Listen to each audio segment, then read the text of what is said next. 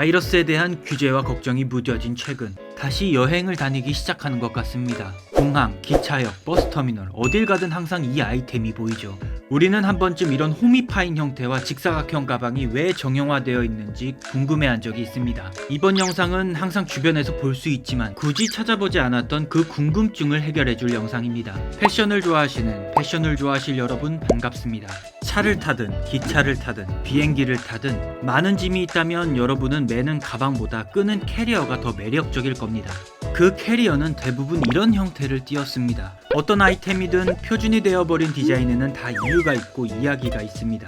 이것 또한 마찬가지죠. 왜 딱딱한 캐리어들은 유독 이렇게 홈이 있는 건지, 어떻게 바퀴가 생긴 건지, 왜 하필 직육면체인 건지, 우리의 머릿속 캐리어에 관한 이미지가 어떻게 자리 잡았는지 하나씩 살펴볼까요? 바퀴와 손잡이, 롤링 러기지 혹은 롤링 슈트케이스라 불리는 바퀴 달린 가방의 탄생은 탈 것과 관련이 있습니다. 지금은 흔히 볼 수 있는 당연한 운송수단들이 과거에는 상상만으로 가능한 기술들이었습니다. 바닷속을 항해하는 잠수함들, 말의 수백 배의 힘을 내는 자동차, 13시간 만에 영국과 미국을 갈 수 있는 비행기 등 우리에겐 너무나 익숙한 것들이 말이죠. 당시 불가능하다고 믿었던 혹은 상상하기도 힘든 아이디어가 실현이 되었을 때 사람들은 그런 것들을 혁명이라고 부릅니다. 이런 운송수단의 혁명이 사람들의 생활 방식을 바꾸었습니다. 당연히 짐을 운반하는 수단인 가방까지 말이죠. 몸에 짊어지는 데 필요한 가방끈과 짊어질 때 무게를 최대한 줄여야 한다는 제약을 덜어냈습니다. 오히려 운송수단에 차곡차곡 적재할 수 있도록 각이진 박스 형태와 그 무게들을 버틸 수 있는 단단한 나무가 더 실용적이었죠.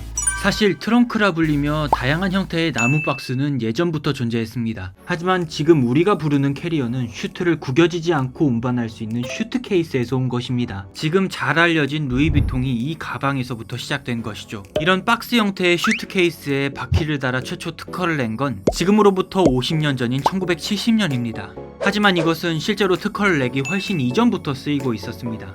바퀴가 달린 컨테이너의 가장 오래된 기록은 1153년 십자군 전쟁에서의 무기 조달이었습니다. 하지만 현대적인 캐리어의 가장 유력한 첫 사용자는 1920년대 미국의 어느 한 예술가입니다. 아니타 윌레지 번햄이라 불리는 이 화가는 이런 그림을 그리는 인물입니다. 두 차례에 걸쳐 세계 여행을 하며 책을 낼 만큼 여행에 열정을 보였던 화가죠. 이 중 두 번째 여행을 계획할 당시 첫 여행에서 애를 먹었던 무거운 트렁크들에 대해 고민에 빠집니다. 이번에도 직접 운반해야 하는 상황이 있을 텐데 이 가방들은 너무 무겁고 번거로워. 어떡하지? 대안을 찾으려 머리를 굴리던 중 말이 끄는 마차를 보고 아이디어를 넣습니다. 우리가 말이 되어 트렁크 가방을 끄는 것이죠. 그렇게 하기 위한 핵심은 역시 바퀴였습니다. 그녀는 아들에게 오래된 유모차에 있는 바퀴를 가방에 달게 했습니다.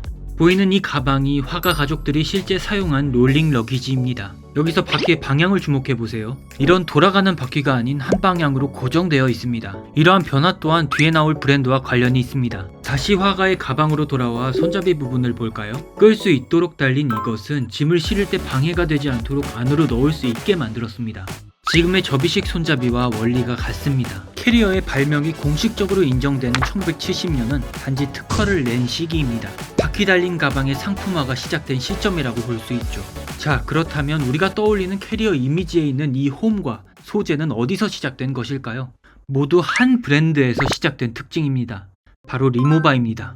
독일 브랜드라서 발음은 리모바가 맞지만 한국에서 통용되고 있는 리모와로 부르겠습니다. 캐리어하면 빼놓을 수 없는 100년이 넘은 근본 브랜드입니다. 이 브랜드의 시작은 역시 가방이었을까요? 1898년 리모아의 설립자인 폴 모르스책과 그의 동업자 하이니시 구어츠가 구어츠와 모르스책의 피역 제조 공장을 설립했습니다. 가방뿐만 아니라 가죽과 관련된 제품들을 제작 판매하는 회사였습니다. 1900년 이 회사는 가죽과 가방을 다루는 작은 공장을 인수하였는데 그 대표가 바로 파울 모르스책이었죠. 얼마 안 가서 동업자는 회사를 떠났고 파울 모르스책 홀로 사업을 이어갑니다. 그는 그가 인수했던 작은 공장을 기반으로 말의 안장, 가죽 자동차 케이스 등이 아닌 가방 생산에만 집중합니다. 이름도 파울 모르스책의 여행 가방과 가죽 공장으로 바꿔버리고 말이죠. 1900년도 초반 여행 가방을 생산할 당시에는 바퀴 달린 가방이 탄생하기 이전이었습니다. 이 브랜드도 이런 가방을 선보이고 있었죠.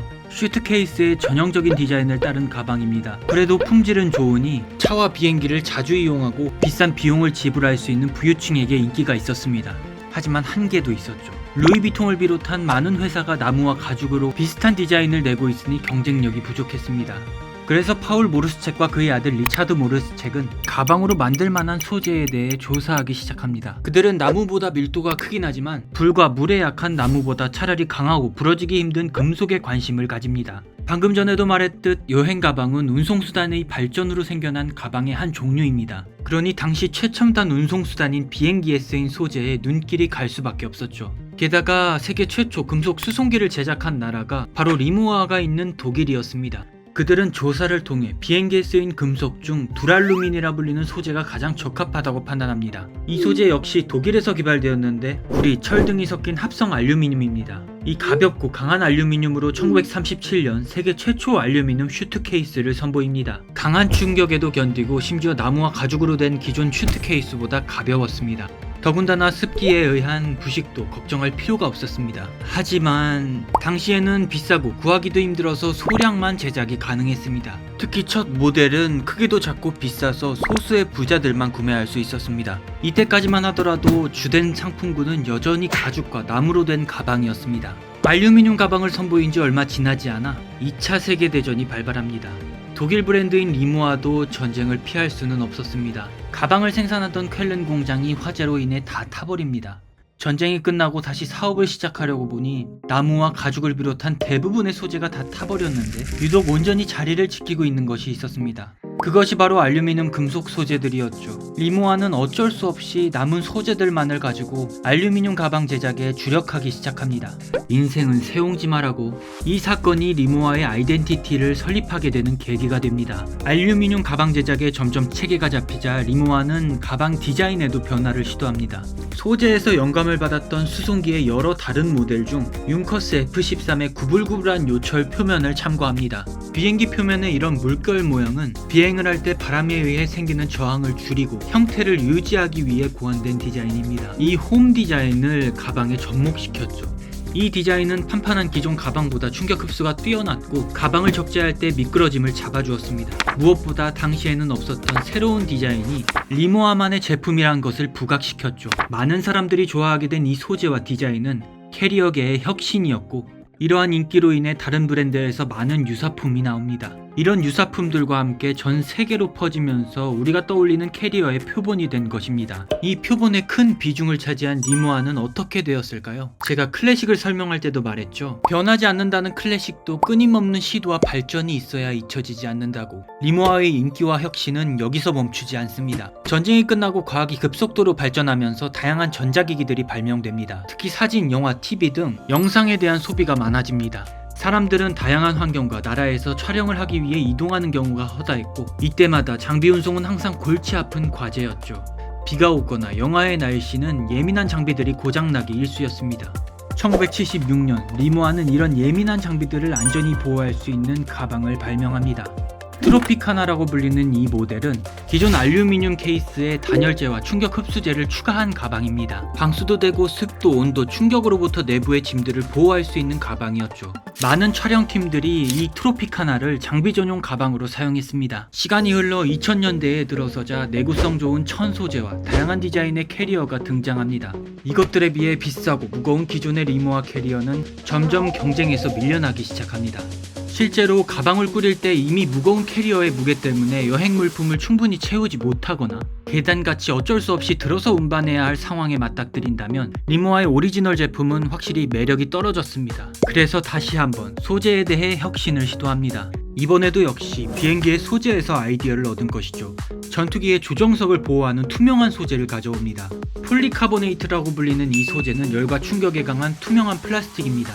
휴대폰과 노트북, 모니터 등 IT 제품에도 사용되며 아폴로 계획에서 비행사의 헬멧에도 사용된 소재입니다. 이것 역시 독일에서 개발한 소재죠.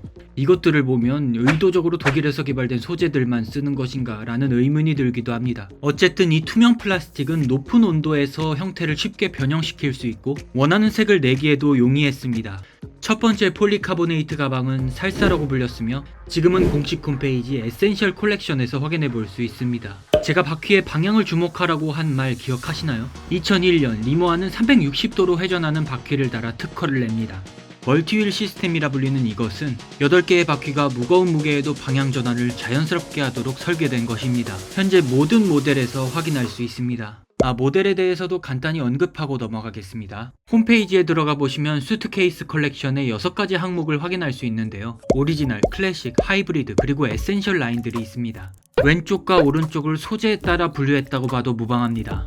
왼쪽은 알루미늄, 오른쪽은 폴리카보네이트로 제작된 캐리어입니다. 간단히 설명하자면 오리지널은 말 그대로 1950년대 선보인 홈이 있는 알루미늄 캐리어입니다. 클래식은 오리지널과 비슷해 보이지만 조금 더 각진 형태와 손잡이, 바퀴, 그리고 태그를 커스터마이징 할 수 있는 모델입니다. 하이브리드는 이름에서도 알 수 있듯이 알루미늄과 폴리카보네이트를 결합한 소재로 만든 슈트케이스입니다. 에센셜 라인은 에센셜 라이트, 에센셜 슬리브 이렇게 3가지가 존재하는데 전부 폴리카보네이트 캐리어입니다. 라이트는 경량 소재, 슬리브는 수납 공간이 있는 디자인이 기존 에센셜과의 차이입니다. 가방 크기도 여러 가지인데 우리에게 가장 중요한 부분은 무료 수화물 기준일 겁니다. 아시아나, 대한항공 기준 무료 수화물의 크기는 체크인 라지까지 허용됩니다. 그보다 더 큰 모델들은 부피 초과 요금을 내야 하니 주의하시기 바랍니다. 2016년 LVMH가 모르스책 가문으로부터 리모아의 지분 80%를 사들입니다. 인수 전에는 예전에 영감을 받은 항공기들을 다시 복원하는 스폰서 역할을 자처했습니다. 마케팅의 일환이겠지만 자국 비행기에 대한 애정을 보여주는 독보적인 행보였죠. 그런데 LVMH에게 인수된 후 다른 럭셔리 브랜드와 마찬가지로 콜라보를 하기 시작합니다. 이런 활동으로 브랜드가 더욱 알려졌지만 그만큼 가격도 올랐습니다. 예전부터 리모아를 좋아했던 분들에게는 달갑지 않은 소식이었죠. 제가 준비한 리모아 이야기는 여기까지입니다. 캐리어의 표본을 자리잡게 한 브랜드라서 사람들의 인정을 받기도 하지만 가격에 비해서 퀄이 떨어진다는 평 또한 많습니다. 공항 컨베이어 벨트에서 상처가 난 채 나온 가방들을 본 사람들은 쉽게 긁힌다, 혹은 손잡이나 바퀴에 문제가 생긴다 등등 사례가 많은 것 같습니다. 그걸 의식해서였을까요? 22년 7월 25일 이후에 구매한 모든 리모바의 캐리어는 평생 보증으로 바뀌었습니다. 그 전에 사셨다면 안타깝지만 구매일로부터 5년 보증입니다. 하지만 모든 손상에 대해 보증을 해주진 않으니 잘 확인해 보시기 바랍니다. 지불한 가격에 합당한 품질과 가성비를 기대하는 건 소비자로서 당연합니다. 하지만 리모아 같은 역사와 혁신을 가진 브랜드가 내는 제품을 이런 가격을 주고 구매하는 분들은 성능과 품질을 넘어 그 이상을 기대하시는 분들인 것 같습니다. 오늘도 끝까지 봐주셔서 감사합니다. 다음 영상은 드디어 저희가 반성문을 쓰게 만든 영상입니다. 조만간 다시 찾아뵙겠습니다.